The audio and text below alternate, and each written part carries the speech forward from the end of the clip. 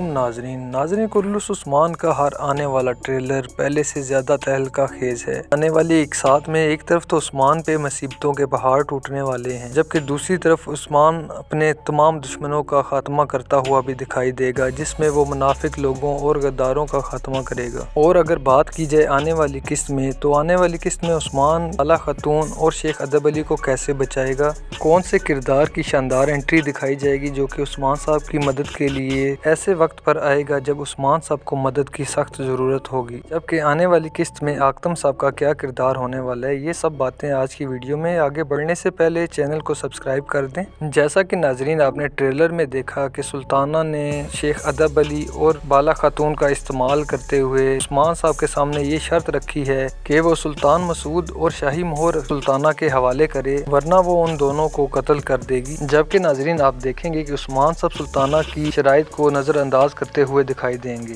नाजरीन आने वाली साथ में आप उस्मान साहब को एक से ज़्यादा महाजों पर लड़ते हुए देखेंगे, जहाँ पे वो दुश्मन का खात्मा करते हुए दिखाई देंगे। जबकि ऐसे ही किसी मुश्किल वक्त में उस्मान साहब की मदद के लिए तुर्गत साहब भी आ सकते हैं। और ऐसा भी मुमकिन है कि जब तुर्गत साहब को ये खबर मिले कि दरगाह पर हमला हुआ है और शेख अदब अली या सुल्ताना की हिरासत में है, तो वो सुल्ताना के खिलाफ खड़े होते हुए भी दिखाई देंगे। और अगर बात की जाए सुल्तान अलाउद्दीन के लश्कर की, तो उस्मान साहब सुल्तान अलाउद्दीन को अगवा करने की कोशिश भी कर सकते हैं, या फिर उसके लश्कर को रोकने के लिए तुर्गत साहब की मदद के साथ उसको नाकाम कर सकते हैं। दूसरी तरफ नाजरीन अगर आकतम साहब की बात की जाए, तो पिछली तमाम इकसात में उनकी बीवी का उन पर रोब दिखाया गया है, जबकि आने वाली इकसात में भी वो उस्मान साहब की मदद करते हुए दिखाई नहीं दे पा रहे। लेकिन वो भी किसी ऐसे मौके पर उस्मान साहब के काम आते हुए ज़रूर दिखाई देंगे जब उस्मान साहब शदीद मुश्किल में होंगे, और उस वक्त उनकी बीवी बेंगे खतून और सुल्ताना को नाकामी का सामना करना पड़ेगा। नाजरीन वीडियो अच्छी लगी हो तो लाइक कर दें और चैनल को ज़रूर सब्सक्राइब कर दें, ताकि ऐसी ही वीडियोज़ आपको मिलती रहें।